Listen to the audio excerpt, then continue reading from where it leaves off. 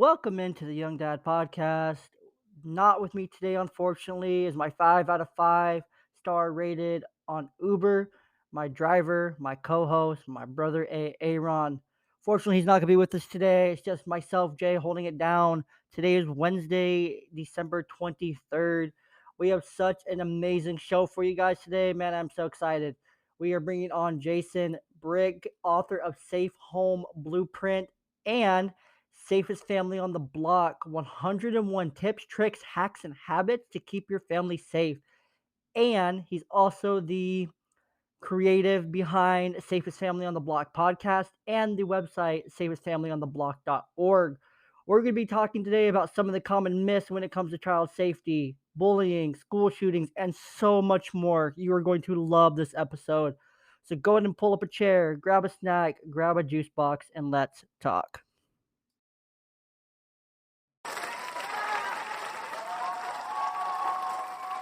I know the people are excited.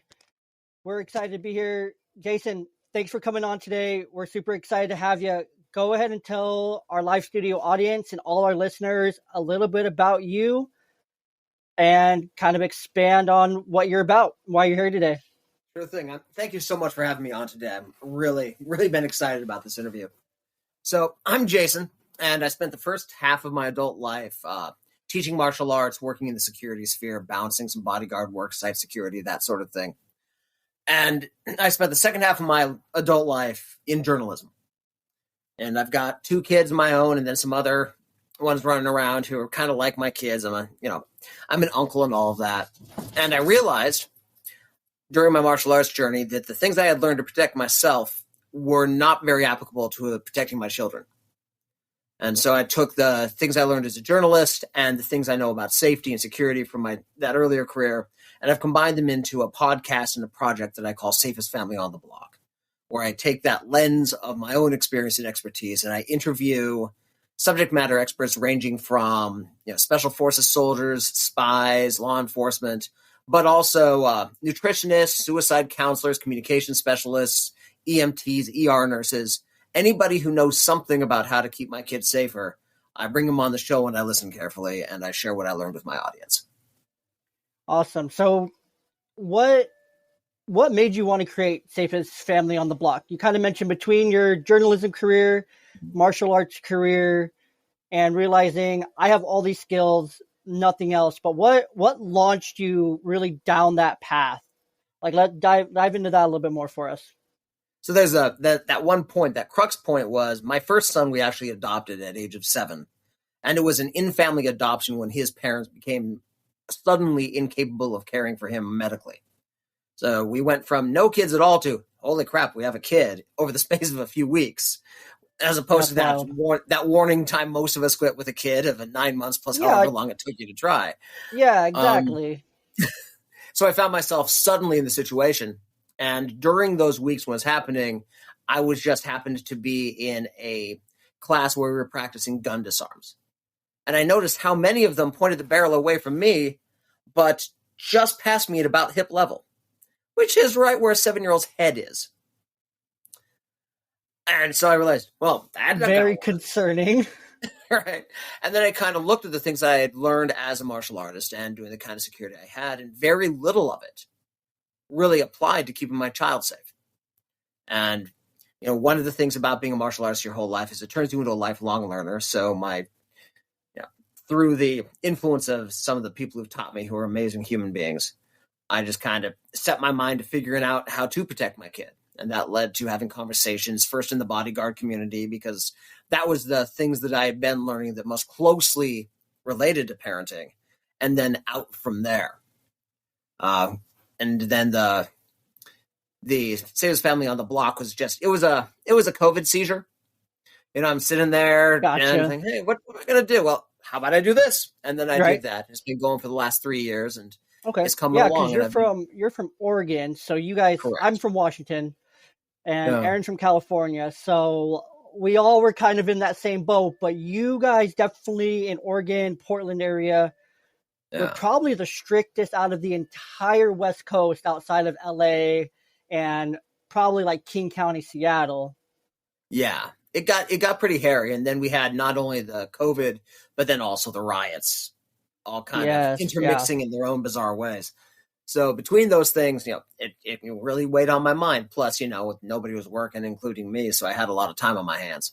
makes sense. And Yeah, but it's continued, and the thing that I've really appreciated about it more than anything else is the generosity and quality of the people who have come onto the show.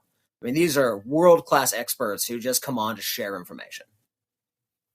yeah. No, I love that. I love that. So you mentioned you did martial arts. That Mhm. kind of prompted you a lifelong learner. When did you start doing martial arts, and then journalism? Now here, what's kind of driven you behind those two paths? Because they're very very different. One, you're moving your body, you're fighting, you're punching, you're getting punched, you're getting kicked. Um, you look like a jujitsu guy, maybe some Brazilian jiu-jitsu. Maybe I'm wrong, but and then you went into journalism, and now you're promoting, family safety. Like, what were all those steps like? Those because these are all just different. They're all so different from one another.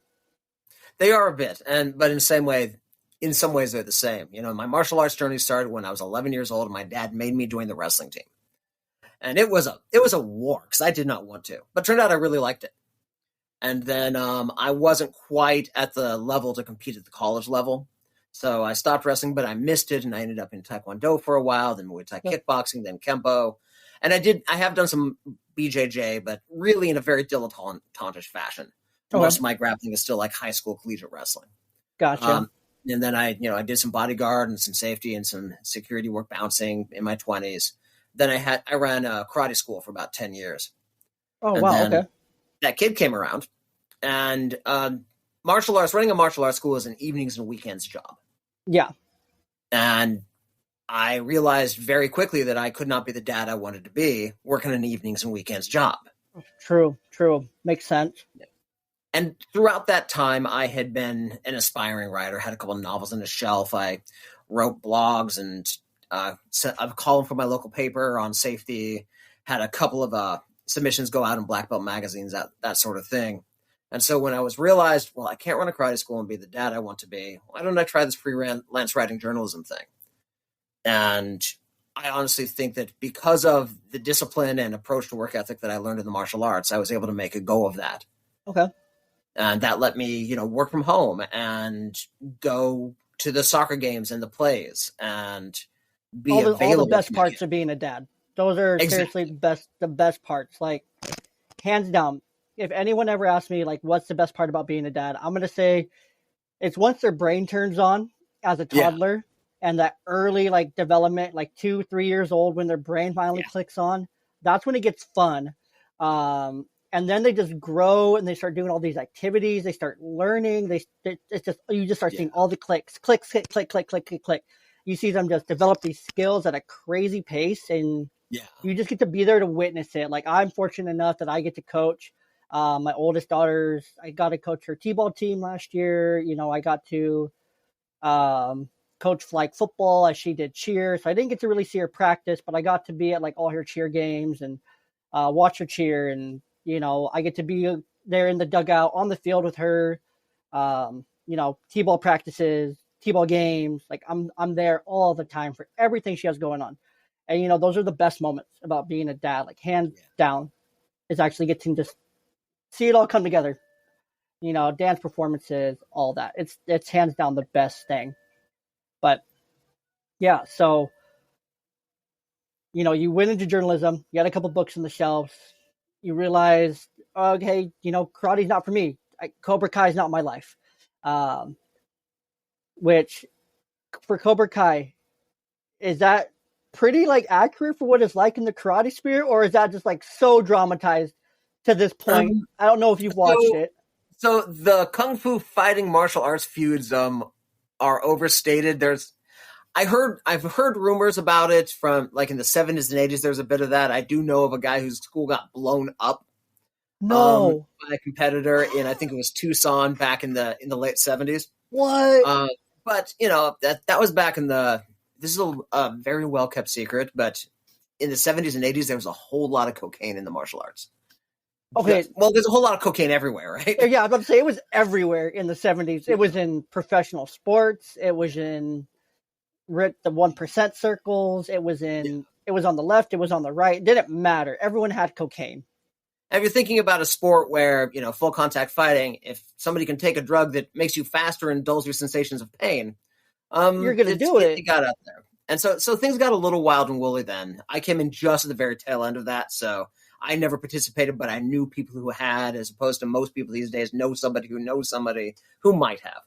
Now it's just kind of like urban myths and kind of Yeah, like yeah. legends and But the hassles of running a karate school and some of the realities of you're doing your own work on the wall in a strip mall at 11 o'clock at night after everybody goes home, that's very much a part of the industry. okay. So more of like why can't the blonde character? Why can't I Daniel and Johnny. Johnny? I can't. Why couldn't I remember that? But Johnny. So it's very more like when Johnny was first opening up. Yeah. Cobra Kai, bringing it back, Eagle Fang is more like that, kind of just very rough around the edges. It's not all pretty like this latest season 5, this high tech dojos and Those also exist, but that's been going on for the last 10 years or so, where there's enough people and there's enough money in the industry now that you're getting like actual capital investment from venture capitalist firms and stuff in makes there, sense. large national chains and Makes things like that. sense. Well, yeah, because fighting is huge. I mean, it's blown up. Like Yeah, UFC, boxing's probably the healthiest it's ever been. UFC, mixed martial arts, they're probably the healthiest they've been in their entire lifespan of the sports. And yeah, yeah, there's a lot of money being thrown at them because these kids see a path that's not the four big sports: NHL, hockey, football, basketball, baseball, where they could still be these superb athletes, but they can go this other path of almost least resistance because yeah. there's not as many people funneling in that. And if Mhm. they're talented and athletic enough, then let them. I know Aaron's really big into it. His girls, his oldest one, I think he's gotten her into like karate or boxing or something like that. She's already in it. She's 6. Unfortunately, my ex-wife is very much against it. Even though at 5'6", they're not really getting hit that hard. They're not going to be knocked out. They're not going to be knocked. She's not going to be knocked on her butt or anything. But she's very much against like having the self-defense, to where she would rather just teach her really good communication skills and emotional intelligence, which I'm all for. But you have to have both. I feel. I don't know what's your take on that. For your kid I, having both I the physical and the emotional and communication skills. I absolutely agree with that, and I have a bit of unsolicited advice on that. A way to kind of sneak it in: Bring it. parkour. Okay. Parkour classes are everywhere. From self defense, it is running away effectively. It Very is much so. highly athletic. Highly athletic. Kid gets acclimatized to a structured classroom environment. Yeah. You learn how to fall down without getting hurt. And then the other thing one of the things that karate training does for kids that very few other places do is you learn how to deal with fear. Because you get on that line to spar, or you get up there to present your kata in front of your teacher, and you Mm-hmm. get the adrenal dump, you get the hormones, the stress hormones, and you have to manage that fear in that moment. Now, Most in definitely. parkour, you're jumping off of or onto things that are twice your height.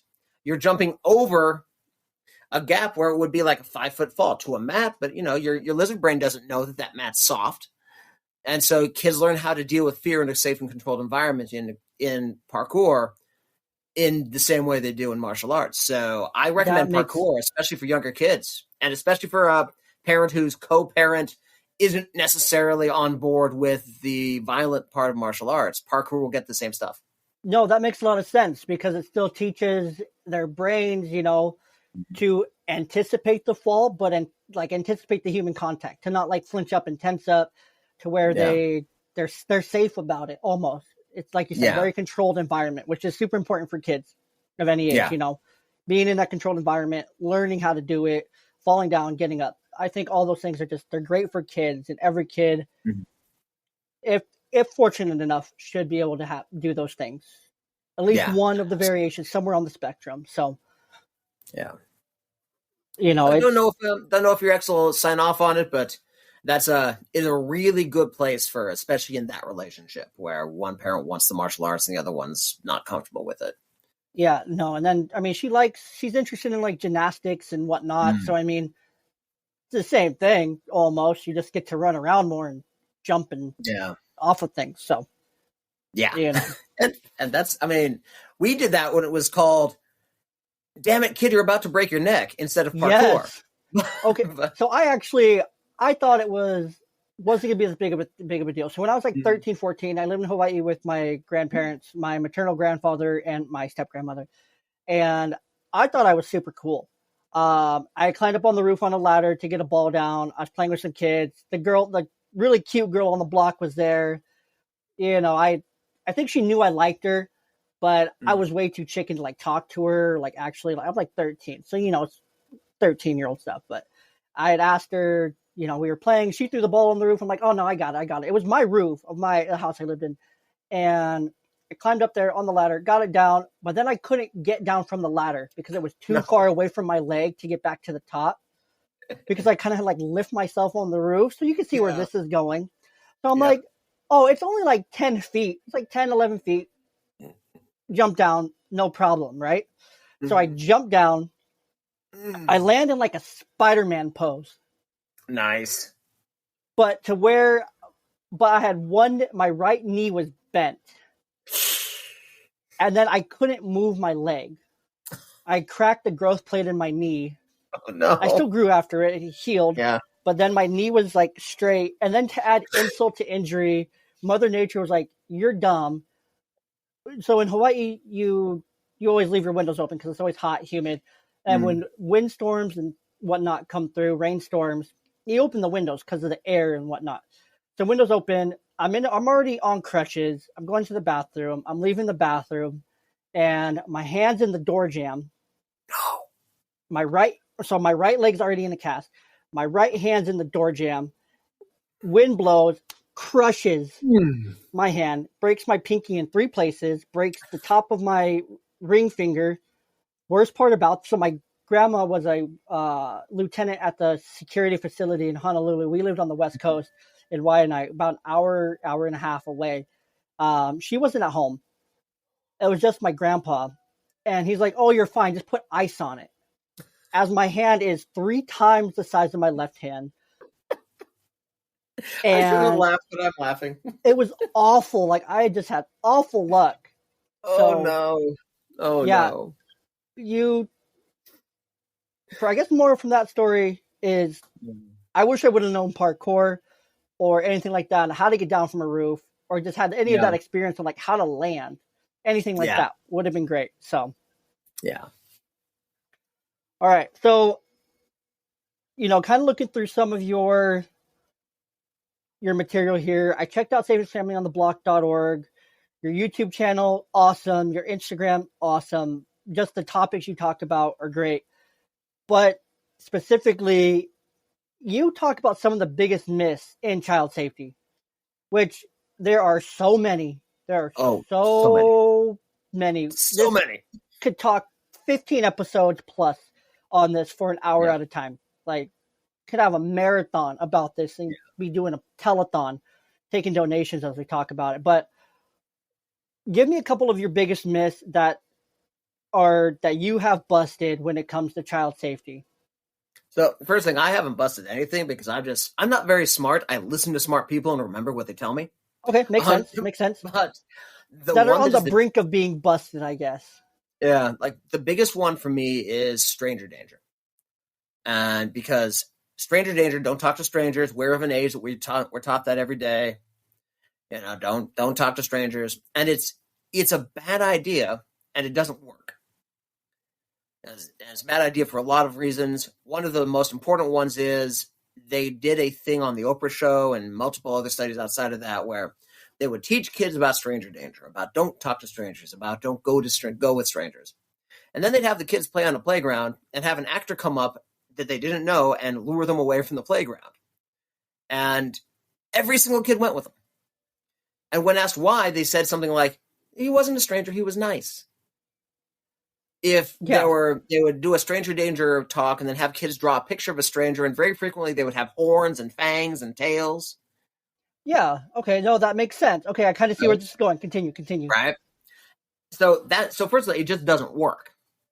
Yeah. And the second part is, as adults, we don't model it. We talk to strangers all the time. All the time when we're with All our the time. kids, like to Yeah. us, they're not strangers, but like Yeah. I was at the Home and Garden show here in Yeah. Washington this last weekend, and I recognized another coach from the Little League.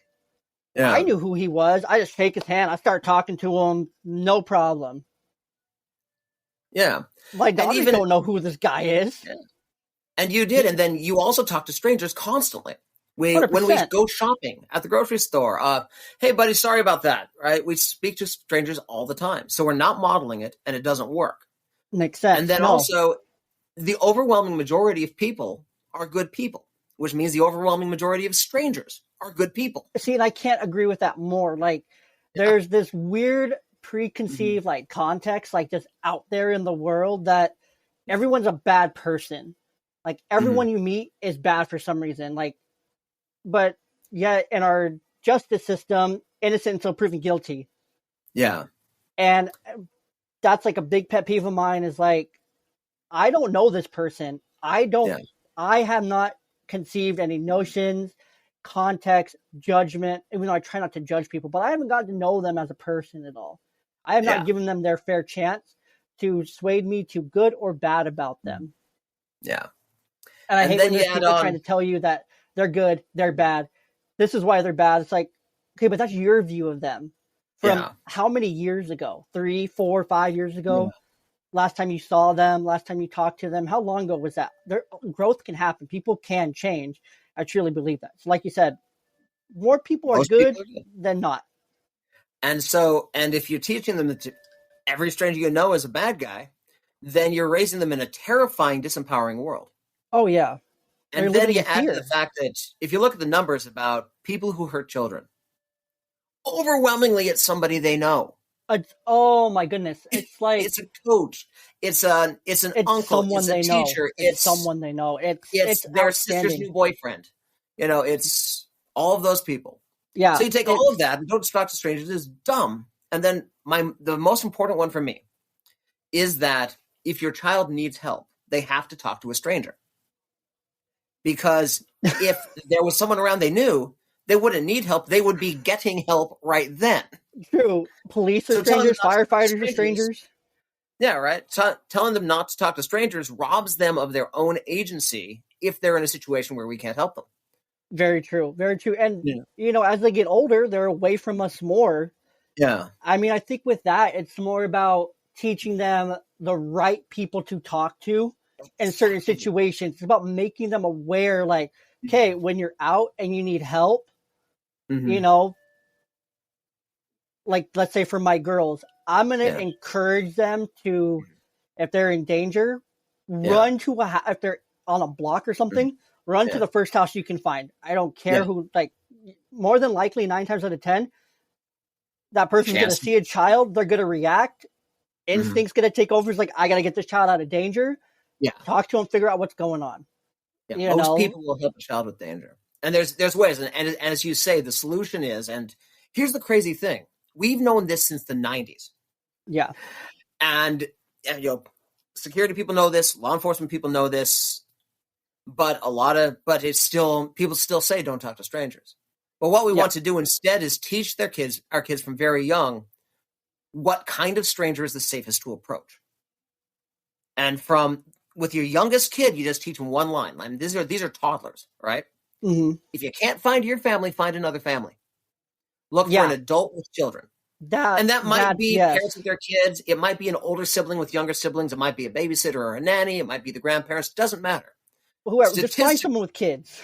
Yeah, right. And because that's easy for the kid to see and recognize. You're not looking for something subtle that a 4-year-old's going to forget.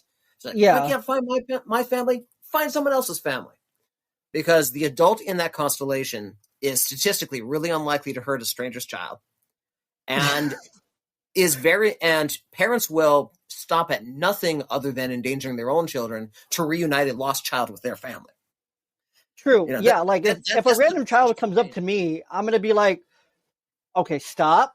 What are we doing? Yeah, Who are you? Where's your parents? Like yeah, my oldest daughter, she has my number memorized and she has her mother's number memorized. She's 5. Like she has yeah. them both memorized.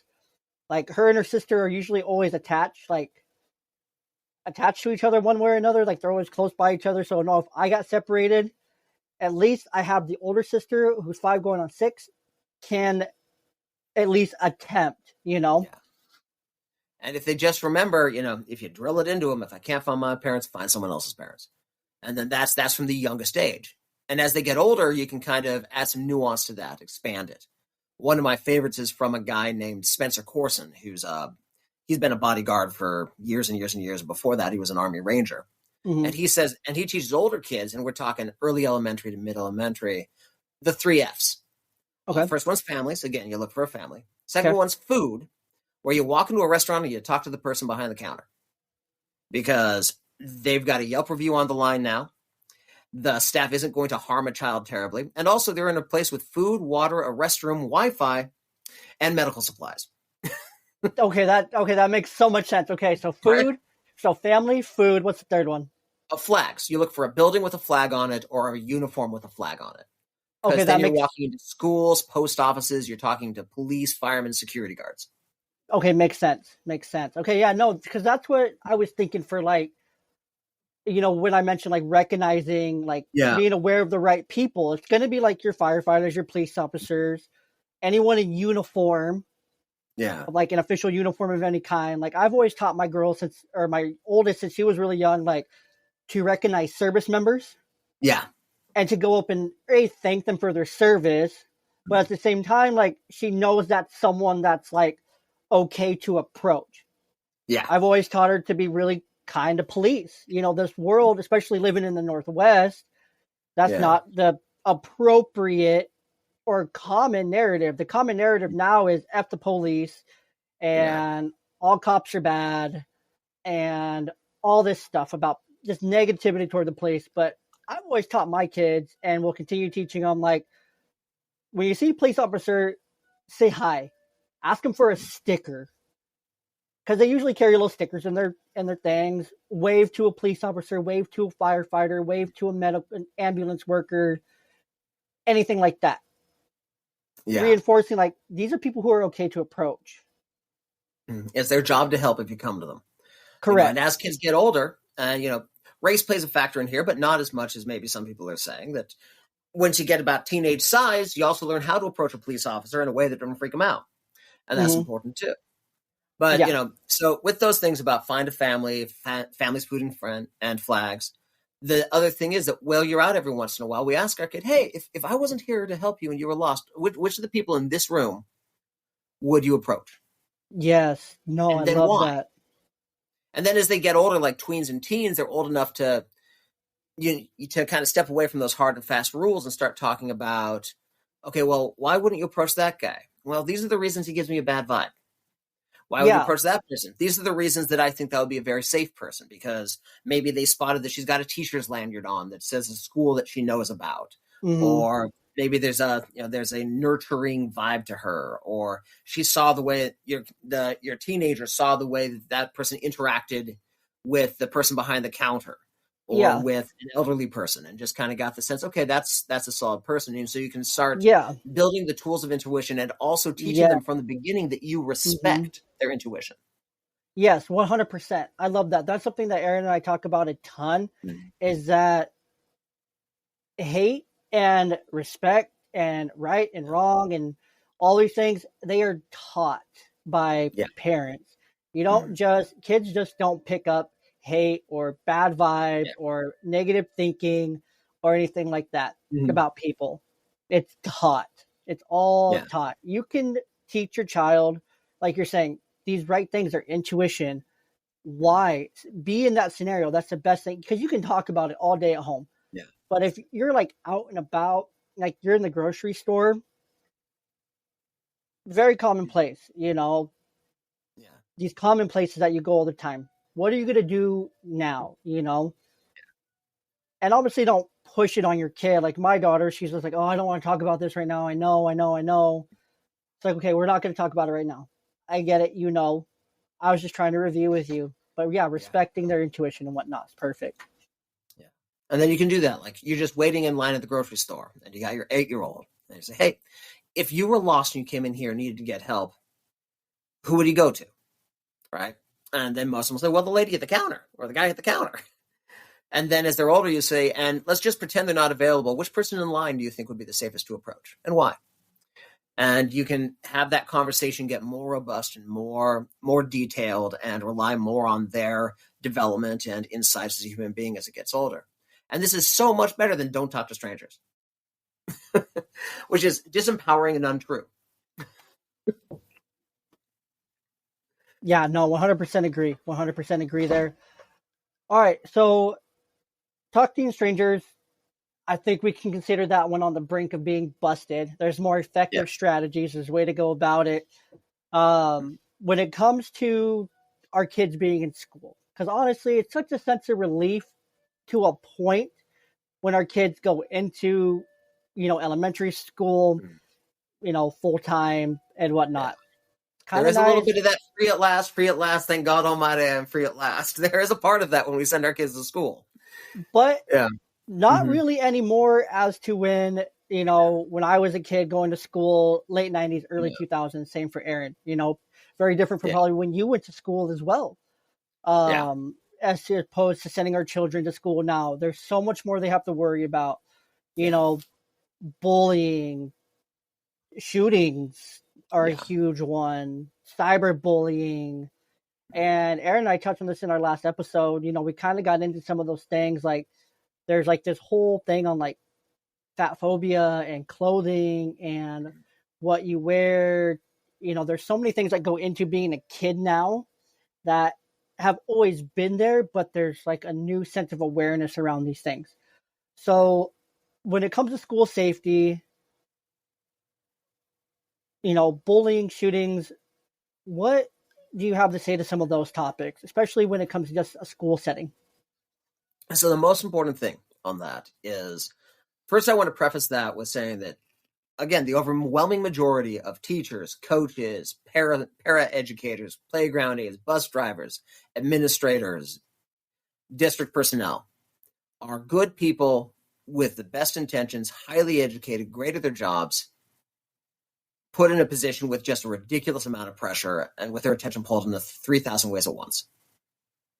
And what that means is that even though teachers have the best intentions, they may not be in the right place at the right time. They may be forbidden by policy, or they might just have other priorities thrust upon them that take precedence in that moment to keeping our children safe. Yeah, well, I mean, we can let's reference a recent event. Very big recent event was the 6-year-old. I believe it was in Colorado. Is that the one that shot his teacher the one that shot his teacher? So I, really looked into this a bit before you coming on, but so apparently there was at least 4 to 6 reports. I want to say it was 5 exactly, but I'll give a range just to be safe, of different teachers, students, the teacher himself, classmates of that student, who all went to the administration and said, hey, they have a gun. They're planning on shooting. There was kids in tears in front of the administration saying, hey, this person said they're going to shoot. They have a gun. They showed it to me. It's in their backpack. It's in their locker. Not once did they follow through. The first report didn't follow through with it. Second one didn't do anything. Third one, checked his backpack. Nothing there. Kid could have moved it, held on to it. Fourth one, checked, walked around, didn't see nothing. Fifth one, these are teachers, students, kids who saw the gun, heard about it. Kids who are crying, like, ball dropped here, like, there's already such a huge teacher shooting.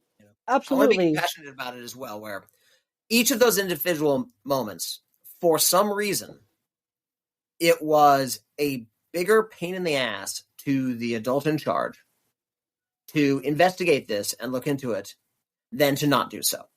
Yeah. And so the Yeah. best thing that we can do as parents about bullying, about cyberbullying, about the precursors to school shootings is to make sure that keeping your child safe is more convenient than not keeping your child safe. And that means that every once in a while, we have to be willing to go in and be a huge pain in the ass. Yeah. I'm talking about emails every day, phone calls, show up in person and don't leave until you get a good answer. Talk to their boss, talk to their boss's boss, leave a Yelp review. That if their job is to keep your kids safe. And sometimes, and I want to really stress that it is never, well, it's almost never, teacher sitting there being lazy or not caring about your kid. It's just that teachers are pulled in so many directions at once. And there are policies in place that make it difficult to single out a child and investigate them more deeply. They're subject to lawsuits. There's district policy. In some states, there's laws against it that can make it very hard. Yes. And so it's our job to just go make not taking action even harder. Yes. And at the same time, being myself in the human services field,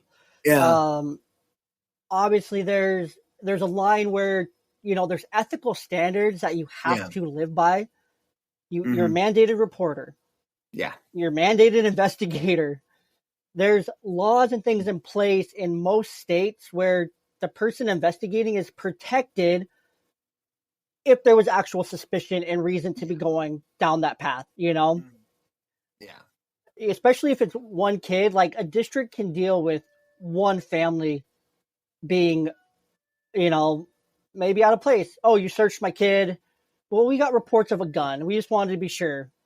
I think a school district should be able to handle that one case, opposed to now you have 5 families, a shot teacher, a ruined reputation for your entire school district, fear in all these kids, fear in these teachers, fear in your state, as to when you could have just taken that first report overly seriously, searched, found the gun, avoided it all, dealt with that one parent, that one teacher, confirmed it, no shooting, no blood, no one at risk. Instead, now you have traumatized kids, traumatized teachers, a traumatized school, traumatized district, and a traumatized community. Yeah. And a family who's probably going to be chased out of town now. Probably. And if the danger of that is everything that you're saying is true, but I also have no personal power over the principal's decisions and over the district policy and over all of that. What I do have personal power is, for example, in that situation where, and I don't want to victim blame anybody, but 3 kids came to the principal saying, Johnny's got a gun in his backpack. Oh my God. If the second one of those kids was my kid, and the principal knew from bitter experience that if he ignores my kid about safety stuff, I'm going to be in the waiting room at 3:00 and I'm not letting him go home until we've discussed it. Yeah, exactly. If he knew that about my kid, when my kid came up, then he would be much more likely to treat that seriously in that moment. Yeah. And, this comes off as adversarial, but it doesn't have to be, because that's the relationship we have with the principal. One of the best things we can do, this is not exciting. It is not as much fun as getting on the mat and going to the range. But one of the best things we can do to keep our kids safe is volunteer in the school. 100%. 100%. Become a known quantity so that the teachers know you, the staff knows you, the principal knows you, you know the principal's teachers and staff, you know the building, you know the grounds. Yeah. Just get in there, whether it's, making photocopies in class, coaching the chess team, coaching the little league team. Yeah, whatever.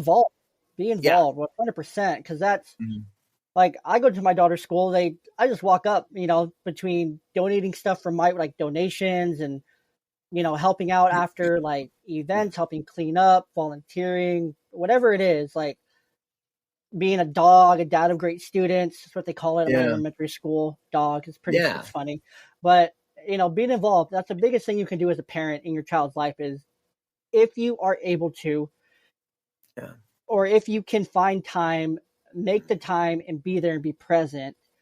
Because like you said, if they know who you are, they're going to be like, okay, well, I can listen to Johnny's dad. I can listen to Jason because I know him. I've interacted with him. He's a good dude. He means well. We should probably take what he's saying seriously, and then what his kid takes seriously, because we have a respect for him. He helps us the least we can do is help him. Exactly. And so having that presence in the school and having that reputation, that willingness to, it is it's friendly. I call it a positive implacability, where this is going to be a pleasant conversation, but it won't be over until I get what I need. Yeah. Right. And having that relationship between one of those kids' parents and the principal could have stopped the entire thing in its tracks.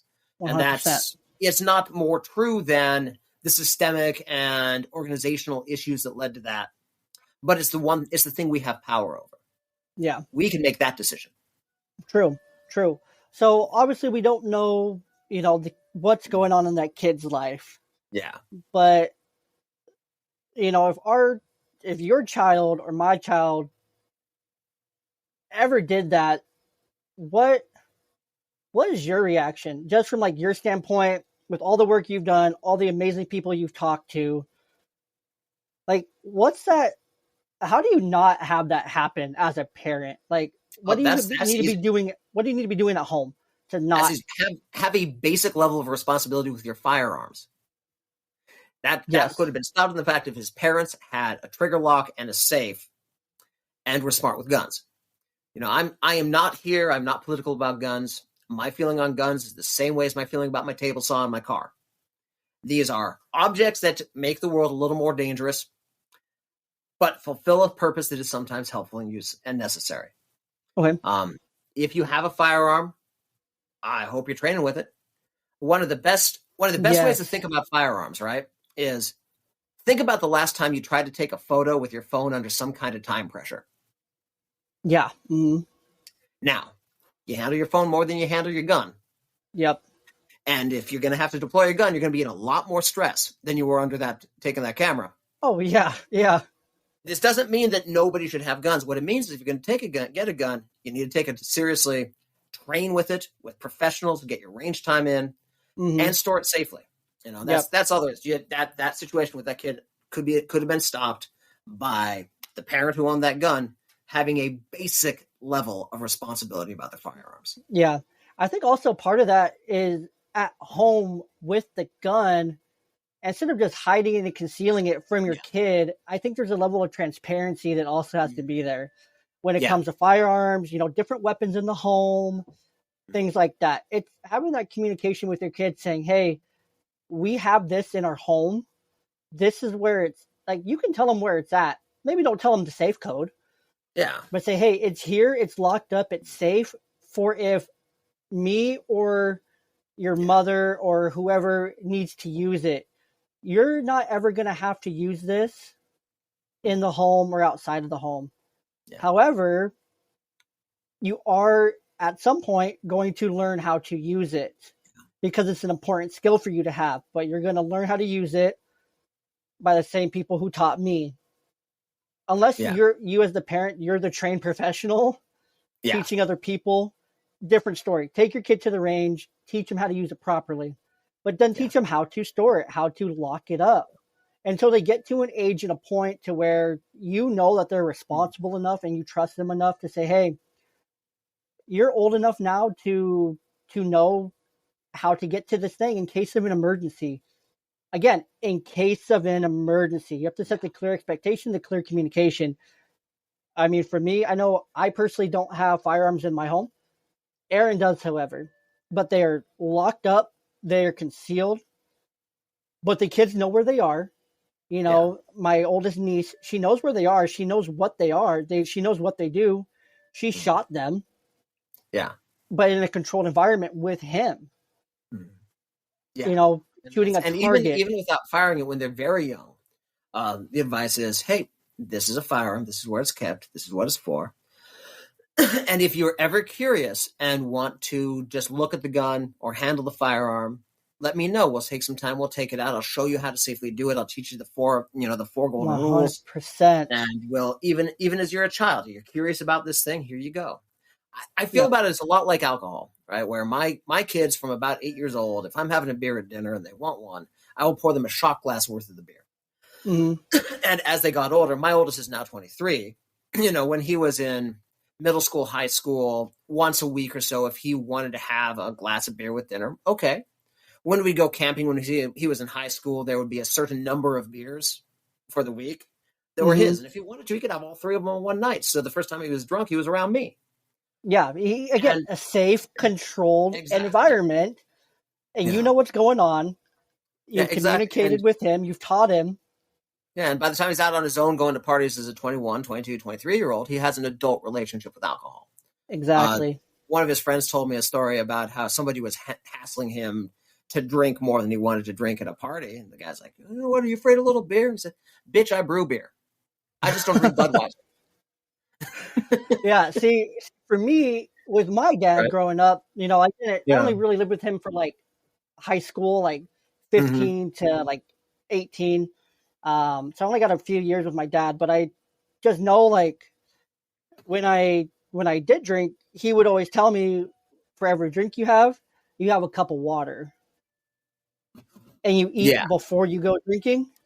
You Yeah. don't eat when you're out drinking. You eat before you go, and you can still have snacks and stuff while you're there. But for every drink you get a glass of water. So when I've Yeah. gone drinking and out with friends and whatnot, now as an adult, I get roasted for drinking water with my alcohol.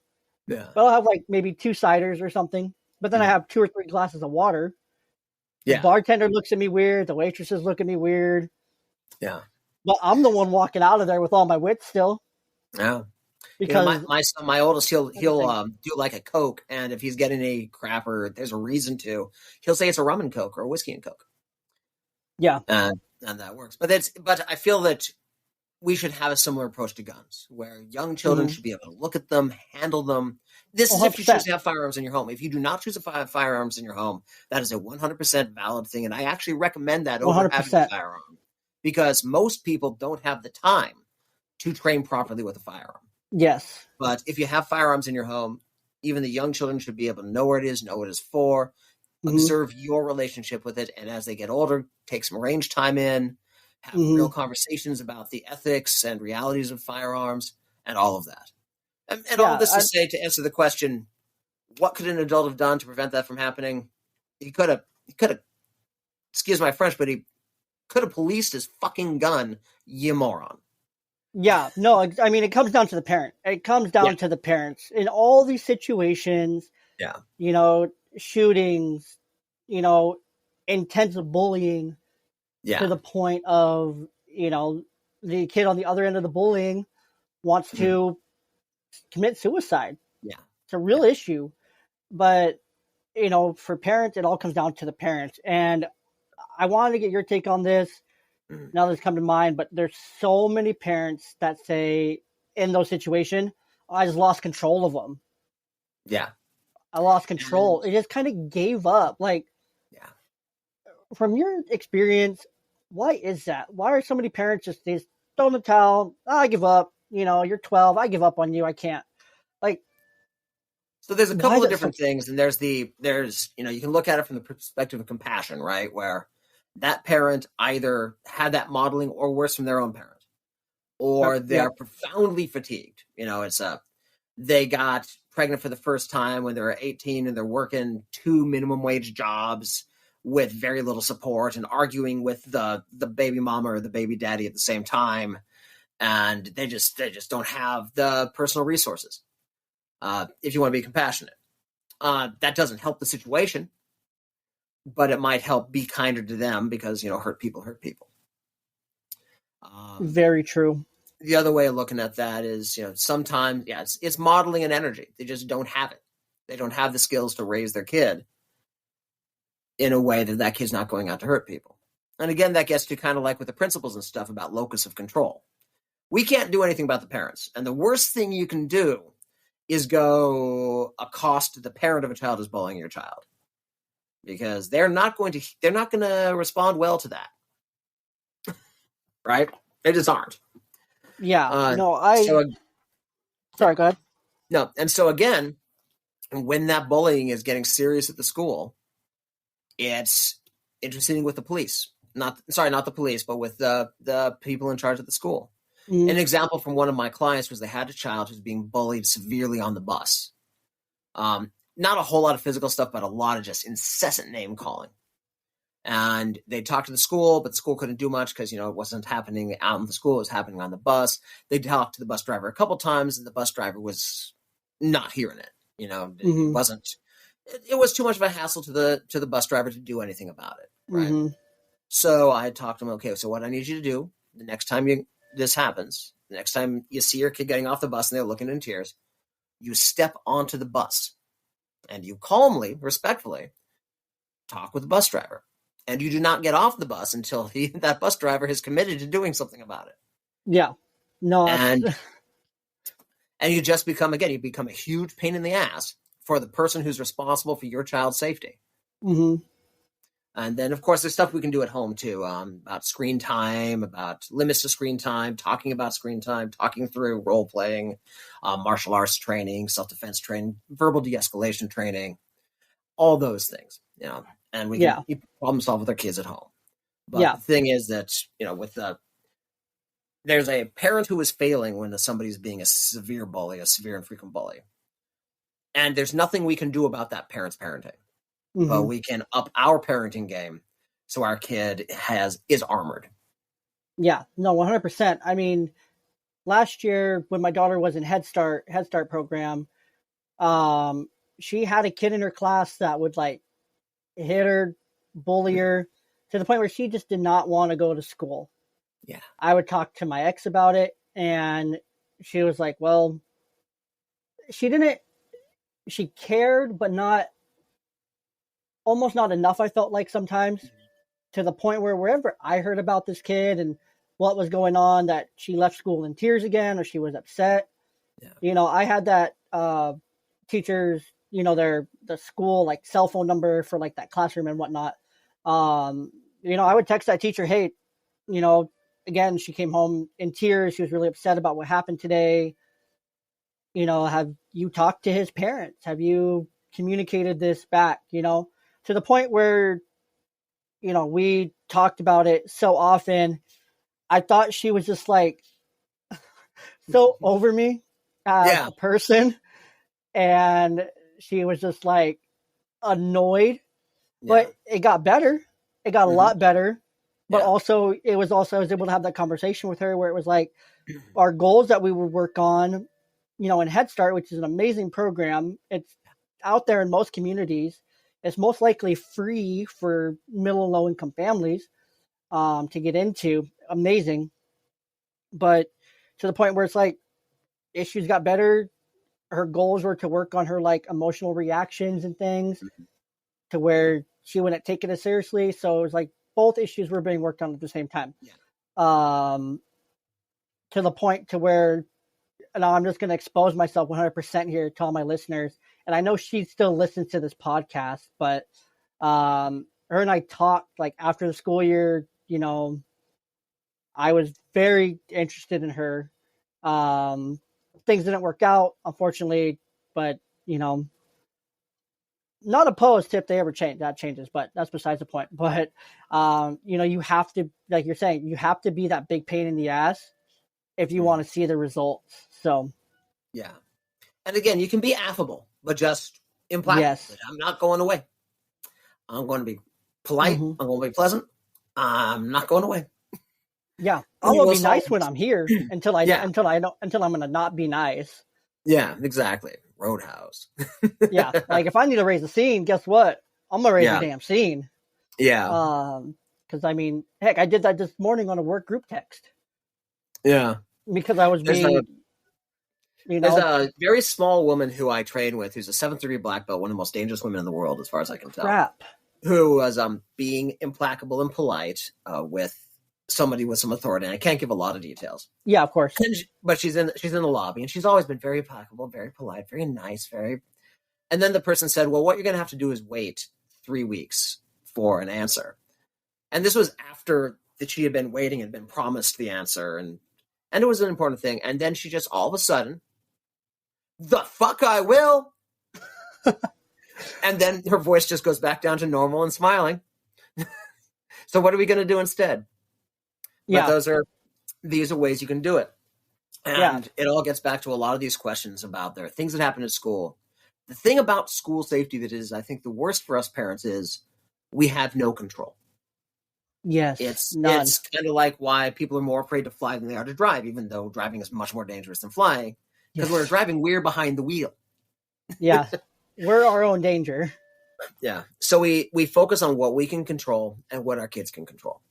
And then we train them as best we can to be safe and happy and flourishing with the skills and tools that we give them. And then we support them behind the scenes like a rat in a phone booth if we have to. Yes, yeah. No, and that's what it comes down to. There's a lot of behind the scenes stuff, Yeah. Even at school, it's out of their control, you know. Yeah. Unfortunately, the nation we live in, especially in the Northwest, it's a lot more.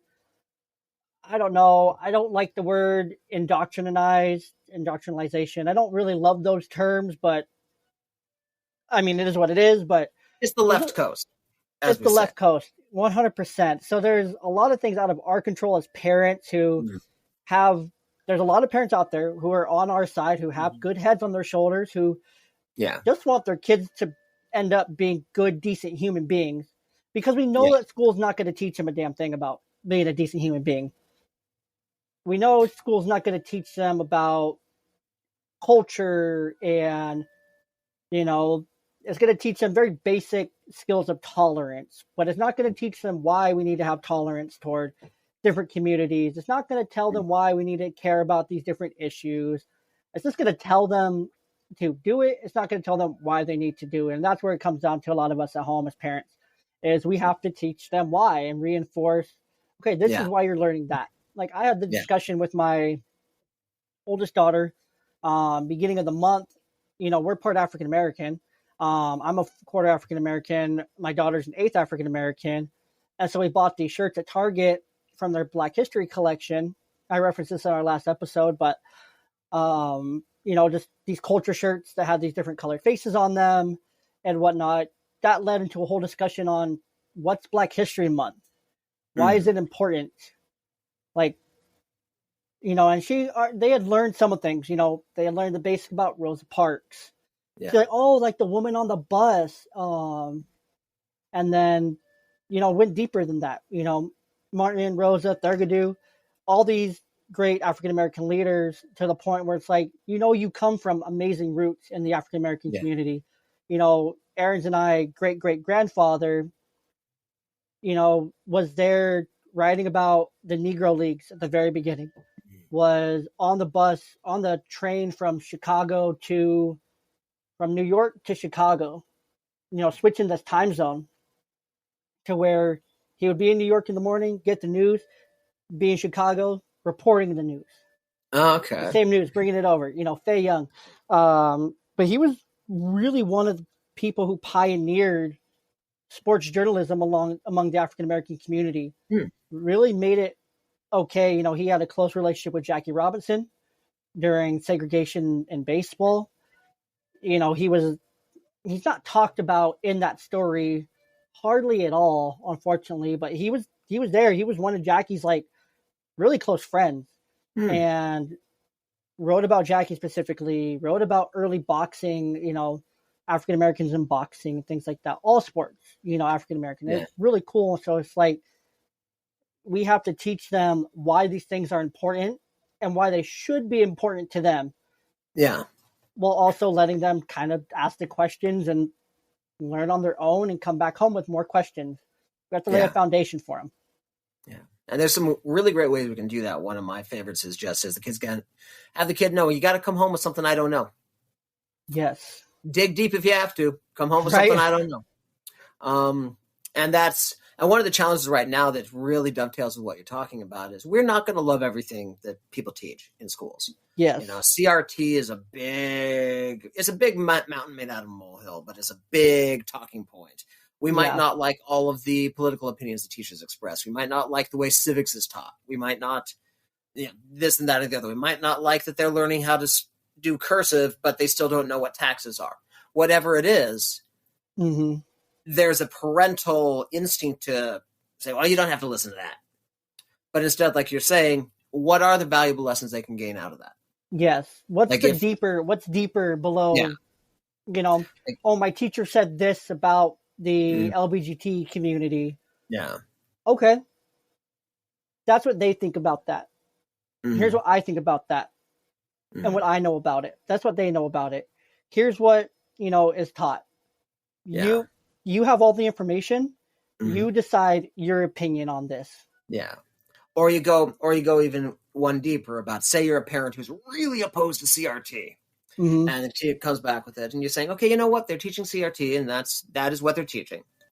But the core of this idea is introspection, understanding your place in the world, understanding the ways that you're powerful, the ways that you might not be as powerful as you could be, and the ways that your power can accidentally hurt people. And that's something everybody needs to know to grow up Mm-hmm. into being a good person, whether or not you apply it to critical race theory or just to being a good boss at the Burger King you work at when you're going to college. Right? So Yeah. you find Yeah. those core things that are important and valuable, even in the stuff that at the end of the day you think is kind of bullshit. Yeah. Because I mean, CRT. That's so important. I had to look up to remember exactly what it was, but Yeah. it's important because we have to know the past. We have to Mm-hmm. know the racism that happened. We Yeah. have to know all these elements that created and got us to the point where we are today. Because every Yeah. reason why, when it comes to LGBTQ rights, when it comes to Yeah. rights of different races, inequality of women, Mm-hmm. our kids have to know where all this stuff came from. It Yeah. came from somewhere, Yeah. but You yet can't now fix a they're car if you don't know what made it break down, let alone a exactly, society. exactly. And so now with them not being taught the stuff that made it break in the first place, it's going to Yeah. break again. Yeah. Same ways it broke the first time, or Exactly. probably the second, third time. Yeah. So it's important. It's important. I want to say it was in Florida, and this one for me being a baseball fan and caring so much about the Negro Leagues and African American history in the sport. But in Florida, they banned the book on Roberto Clemente. Yeah. Roberto Clemente, the Man of the Year award, the Roberto Clemente Award in baseball, very similar to NFL, the Walter Payton Award. The man, which I had a huge issue with that at the Super Bowl, how Dak Prescott got booed for Yeah. receiving the Man of the Year award. Like, I get it, but not okay. Yeah. Anyways, they banned the Roberto Clemente book because the author had, you know, notations on critical race theory and Yeah. taught it from the perspective of race, not about the story of Roberto Clemente. But it's like, you can't tell the story of Jackie Robinson, Roberto Clemente, or any of Mm-hmm. these pioneers in any of these sports, Kareem, Michael Yeah. Jordan. You can't tell the true story of any of these guys from the 20s, 30s, 40s, 50s, 60s, Yeah. even into the 70s of African American athletes without the race. Yeah. Exactly. I recently read a collection of boxing journalism, just a bunch of articles by going back to Jack London Mm-hmm. about different boxing matches from the late 1800s up into the early 2000s. Mm-hmm. And you know what? The first 2/3 of that book was deeply steeped in race. Oh yeah, This is yeah, boxing in the early 20th century. I mean, come yeah. on. What are you expecting, folks? This is where the phrase "the Great White Hope" came from. Mm-hmm. Come on. And I Yeah. think this all kind of we've accidentally created a theme of stuff's going to go on at school, and you're not going to like all of it, and we can focus on what we can control, and how we can teach our kids to respond to it. Mm-hmm. Whether that's curriculum decisions that you're not thrilled with, whether that's bullies, whether it's the possibility of a school shooting, it all gets back to understanding what's in our control, what's not in our control, and how we can help our kids train for when things get rough. 100%. 100%. No, I love that. So to wrap up here, we talked about a bunch of things. We talked about stranger danger, the 3 Fs, school safety, bullying, shooting, gun control, gun safety, so many things. Like we mentioned at the beginning, there's so many things when it comes to being a parent, having kids. What would your for this interview with me today? What's your concluding statement here? If you had to wrap it all together from what we talked about today, what's one thing or a couple things that this all really just boils down to? So the biggest thing is that although we have been taught otherwise, we have far more control and influence over how safe our kids' world is than we think. And whether that is teaching our kids what kind of strangers to approach for help, whether that is having the principal know that if he ignores your kid's safety concerns, he's going to get a phone call. Whether that's if we choose to have a firearm or the weapon in the house, making sure that we store it safely and teach our kids properly about that. All of that, these are things we can control. And if we focus on what we can control and give ourselves permission to not spend a lot of time on the stuff that we can't control, then we'll make our lives simpler and our kids' lives safer. Now, if you'll allow me to, I'm going to, I'd love to plug a book that I've got coming out in the next couple of weeks. Of course. Yeah. Plug away. Yeah. This is, right. So wrap us up, plug away.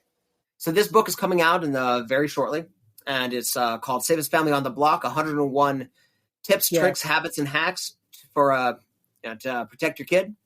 Yeah. And it's literally the 101 best pieces of advice I got off of the experts that I've interviewed over the last 3 years, and then in my martial arts training beforehand. A couple of examples are, it goes from the very simple and very specific of when you buy a new pair of running shoes, the next pair lives in your trunk. That way, if your car breaks down on date night when your wife's in stilettos and you're wearing nice dress shoes that are terrible to walk in, you got a comfortable broken down pair of shoes in the car to change into. Yes, that specific up to advice about. Like the chapter that I was finished this morning was about when you're talking to your kid about sex and relationships, why we shouldn't freak out, even though we're probably going to freak out. Yeah. And breaking down the most common reasons parents freak out when they're having these conversations and how we can practice self-control and not freak out. Because if we freak out, they're just going to dig in their heels. Yep. Right? So yeah. No, broad spectrum. No, I love that. No, Go ahead. Sorry. So that's coming out very soon. And then another thing, and I would like to make this offer to all of you listeners. I don't know when folks are listening to this, but we're recording it after a week, 5 days with 4 shootings in the world. Dang. Yeah, no, I wasn't even up on that. Yeah, there was the Michigan State. There was a mall in the Midwest. There was another in California. And then there was another shooting that I saw briefly late at night on Thursday. I didn't see that. We're recording this on the 21st. It'll release on. We'll be releasing this to the general public tomorrow, Tuesday, for an early release, early access, and then it'll be promoted on Wednesday, the 23rd. Everywhere that we go live and promote. And so folks are picking up right away. This just happened last week. And if you're listening to it 6 months from now, infuriatingly, there has probably been some kind of mass shooting event in the recent past. It's probably been at least 2 if you're 2 or 3 if you're listening in 6 months from now, August 2023. I mean, heck, who knows what the world looks like in 6 months? It's crazy right now. It is. I mean, you have the huge oil tanker, the explosions of the trains in Ohio. Yeah. Which no one's talking about. Yeah. No one's talking about it enough, but they have no water, crops are dead, animals are dead. Their whole supply chain is dead. This is the kind of thing that happens in a cyberpunk movie, not in the developed world. But no, I've got a course. It's a very simple course that I've put out for parents about school shootings, how to assess your child's abilities, how to assess your school's plan to respond to a shooting, how to talk about it at home, how to create a plan, because sometimes the school plan isn't a good plan. For example, in my school district, they have the same plan for all the schools, which works great for the concrete box with a lot of little concrete boxes inside of it with a metal door that locks, like the high school is. But my son's elementary school, every single classroom had a glass sliding patio door that led outside. Oh, dang. Okay. So the plan that works for the concrete box doesn't work for that. So we actually developed a different plan for our son about if this happens. We live a block and a half away from that school. He doesn't attend it anymore, but his school shooting plan was to go through the glass sliding door and get home. Yeah. All right. Makes sense. This is a program that I've rolled out recently. I'm getting a lot of really good feedback about it, where we go personally through your family's abilities and needs and situation, coach you on how to find out what the school shooting plan is for their school. That's not always easy to get because of OPSEC, but and then walk through creating a plan and give advice about how to talk to your kids about that plan without scaring the crap out of them. I And love that. And anybody, everyone can find that on safestfamilyontheblock.org, correct? yeah, you can find that on safestfamilyontheblock.org. If any of your listeners just shoot me a direct message on Instagram, I will go ahead and discount the price 50% because I think it's really important that people, this information get out there because this is, again, this is a situation that we feel so powerless about. But in fact, we have immense ability to increase our kids' chances. True. And then that's your Instagram handle for everyone listening is at the safest family on the block. So That's correct. That's us. all pretty simple, pretty concrete to find Jason here. Yeah. Let's see. One last question before we head Yeah. out here. This is a should have asked this at the top before we even got into it, but I mean you already passed the rite of passage here. But does pineapple go on pizza? Pineapple goes on pizza, but not as well as corn. Corn. Okay, yes. Okay, I can agree with that. Corn goes on everything. Corn is delicious. Yeah. I spent the better part of 2 years living in Japan, training back in my 20s, and they put corn on pizza. They also put scrambled eggs on pizza, which is not I don't recommend. But the corn is it gives that sweet little hit that pineapple does, but it's also a little more savory than pineapple, so it's not as jarring. Okay, that makes sense. No, I love some corn. Unrelated, but have you tried the new Cheetos that came out? They're like Mexican street corn flavored Cheeto. Ooh, that would be very good. They're like a neon bag. They're like elote Cheetos, And and we're talking about the corn with the cheese on it and the chilies and all that. Yeah, like you get it a good stand. Yeah. Oh yeah. Okay, I'll have to check that out. Yeah, go and look down at your local gas station because I bet they have them. So Outstanding. I will do that. but anyways, Jason, thank you so much for coming on. I definitely appreciate it. We appreciated having you again, guys. The safest family on the safestfamilyontheblock.org to find all these amazing resources that Jason just listed. The safest family on the block on Instagram. On the website, I believe there is a pre-order for the Safe Home Blueprint, right? Or so the Safe Home Blueprint that's out and available. It's a workbook for securing your home from crime and accidents. But there is pre-orders for Safest Family on the Block 101 Tips and Tricks. Yes, I forgot there's two. There's multiple books here. Yeah.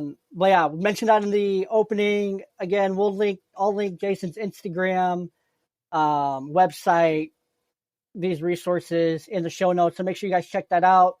And yeah, again, thanks for coming on. Definitely appreciate you. Appreciate your knowledge. There's plenty more to talk about. So who knows? Maybe we can hustle you back into coming back on again. So be my pleasure. Thank you so much for having us on. Stay safe, everybody.